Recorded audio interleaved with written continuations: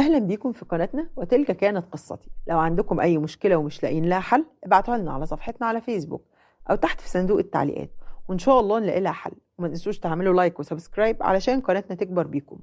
ومعانا مشكلتنا النهاردة. السلام عليكم، من فضلك من غير اسم. أنا متجوز من شهر، من تاني أسبوع في الجواز وأنا في غم. مراتي من النوع العنيد لأبعد حد وملهاش حدود، لدرجة إنها حاولت 4 مرات خلال الشهر ده تسيب البيت وتخرج الساعة 3 الفجر. ومش بس كده، دي كمان بتمد إيدها عليا أثناء الزعيق والخناقات، وأنا كراجل بكظم غيظي علشان ما افتريش، لأن لو أعصابي فلتت هبهدلها فعلا. ما بتعملش أكل، والأكل بيجي من عند والدتها. مرة واحدة بس هي اللي عملت، ورافضة والدتي تعمل أي أكل أو آكل عندها بحجة إنها ما تعايرهاش. ما بتنضفش غير بمحايلة، ومع العلم إن ممكن أقوم بشغل البيت كله وهي قاعدة تتفرج على التلفزيون، لمجرد إني ما بحبش أقعد في حتة مش نظيفة. وغالبا هي لمست إني بعرف أعمل كل حاجة، فبقت تعتمد على كده، وده بصراحة عصبني جدا لأني كنت حاسبه مشاركة في المسؤوليات، لكن الموضوع قلب لاستغلال سيء. أنا في بيت عيلة، لكن كل شقة في حالها وكأنها شقة ساكنين فيها، يعني ما بطلبش منها أكتر من السلام عليكم لأهلي في الطلوع أو النزول. وهي دايما كارهة والدتي من غير ما يحصل أي حاجة، ودايما بتغلط فيها بشكل غير مباشر قدامي، وانا بحاول التمس العذر اكتر من مره. وكنت بحاول ابعد ماما عنها واقول لها بلاش، يعني اصل مراتي مش حابه ده، وبحاول اخليها بطريقه شيك.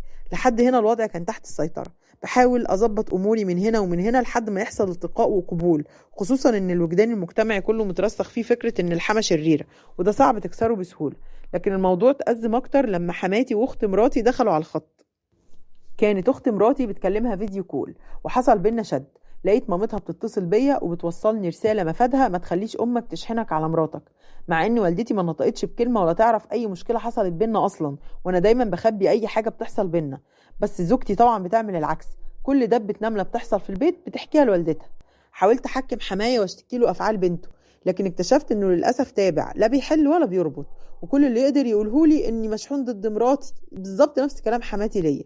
مؤخرا بقى صرحتني انها بتاخد حبوب منع حمل. الموضوع صدمني لانه كان بدون علمي وبدون اذني.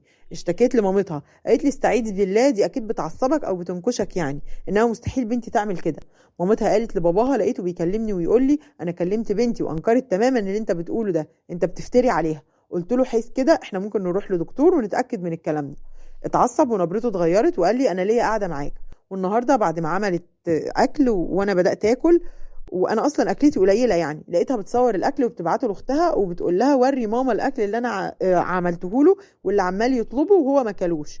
يا ريت تقولوا لي اعمل ايه، حياتي حرفيا مقلوبه. لصاحب المشكله، انت لسه على البر، مفيش اطفال هتدفع ثمن الانفصال. خد ناس كبيره من اهلك بس بعيدا عن والدك ووالدتك علشان العلاقات تفضل طيبه وما يحتكوش اكتر باهلها فالمشاكل تكبر. وروح قابل والدها وصر على ان يكون معاه برضو ناس كبيره في عيلتها، اخوالها بقى وعمامها وكده. قول كل اللي انت عاوزه وكل اللي انت نفسك ان هو يتغير، وحط النقط على الحروف، وخيرهم بين امساك بمعروف او تسريح باحسان، واسمع وجهة نظرها، لان مفيش انسان برضو غلط على طول الخط او صح برضو على طول الخط. عارف، لو مشكلتها في التنظيف بس ممكن اقولك عروسة جديدة مش متعودة على شغل البيت أو مش متعودة على المسؤولية وبكرة تتعلم، وممكن تستعينوا بحد ينظف مثلا كل أسبوع مرة لحد ما هي تبدأ تاخد على الموضوع. إنما موضوع الخلافات اللي بتاخد أشكال مد الإيد ده مرفوض شكلا وموضوعا، سواء من الراجل أو الست. مش صح أبدا في أي علاقة زوجية إن أي حد يمد إيده على التاني، ده امتهان للشخص وكرامته. واستخير ربنا في قرار الانفصال، ولو إني ما بشجعش عليه إطلاقا. لو وافقت تعيش معاك بما يرضي الله يبقى اديها فرصة، بس برضو لازم تأخر الحمل شوية لحد ما تتأكد انكم متوافقين وهتقدروا تكملوا حياتكم مع بعض.